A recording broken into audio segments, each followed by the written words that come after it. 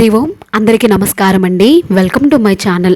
వ్రతం అంటే ఏమిటి, వ్రతం ఎందుకు చేయాలి, ఎందుకు చేస్తారు అనేది ఈ వీడియోలో తెలుసుకుందాం. వీడియో ఎక్కడ కూడా స్కిప్ చేయకుండా చివరి వరకు చూడండి. వ్రతం అంటే ప్రధానంగా నియమపాలన అని అర్థం. ఒక దానిని శ్రేష్టమని అనుసరించి దానికి తగిన నియమపాలన పాటిస్తూ శ్రద్ధగా అనుష్ఠిస్తే అది వ్రతం.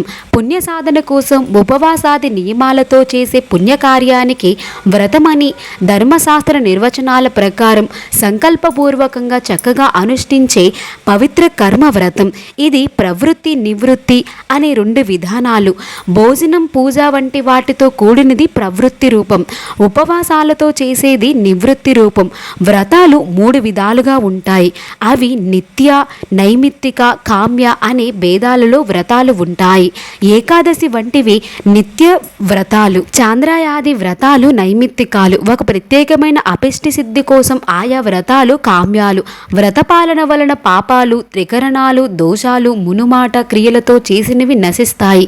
శుద్ధి కోసం వ్రతాలు కోరికల్ని జయించిన జ్ఞానులు సైతం చిత్తశుద్ధికి, భగవద్భక్తికి, అజ్ఞాత దోష నివృత్తికి, తెలియక చేసిన దోషాలు పరిహారానికి వ్రతాలు ఆచరిస్తారు.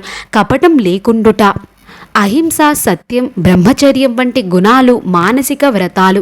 కొన్ని వ్రతాలు దారిద్ర్యాన్ని పోగొడతాయి, కొన్ని ఆపదల్ని తొలగిస్తాయి, కొన్ని గ్రహదోషాలను హరిస్తాయి. సామాన్యుని సైతం అనుష్ఠాన పరుల్ని చేయగలిగే సులభ వ్రతాలు మన సాంప్రదాయాలలో ఉన్నాయి. జ్యోతిష్యపరమైన రహస్యాలు సైతం మన వ్రతాలలో నిక్షిప్తం చేశారు. వ్రతానం ఉత్తమం వ్రతం అని చాలా వ్రతాల్లో కనిపించడం సహజమే. దాని భావం మనం ఏది పాటించినా అదే సమగ్రమని నిష్ట కుదిరినప్పుడు దానిలో పరిపూర్ణతను సాధించగలం. అందుకోసమే ఆయా వ్రత పాలకులు వాటి యందు నిష్టను కుదిర్చేందుకు ఆ మాటను వ్రాస్తారు. అలా నిష్టగా పాటించే వారికి చక్కని ఫలితాలు కూడా లభిస్తాయి. ఇది వ్రతం అంటే అర్థం. ఇక్కడ నేను చదివింది, తెలిసిందే మీకు నేను చెప్పాను. వీడియో కనుక మీకు నచ్చినట్టయితే తప్పకుండా లైక్ చేయండి. ఇన్ఫర్మేషన్ అని అనిపిస్తేనే మీ ఫ్రెండ్స్ అండ్ ఫ్యామిలీకి షేర్ చేయండి. ఇలాంటి వీడియోస్ కోసం నా ఛానల్ని సబ్స్క్రైబ్ చేసుకొని బెల్ ఐకాన్ ఆన్లో పెట్టుకోండి. ఓం నమః శివాయ. ధన్యవాదములు.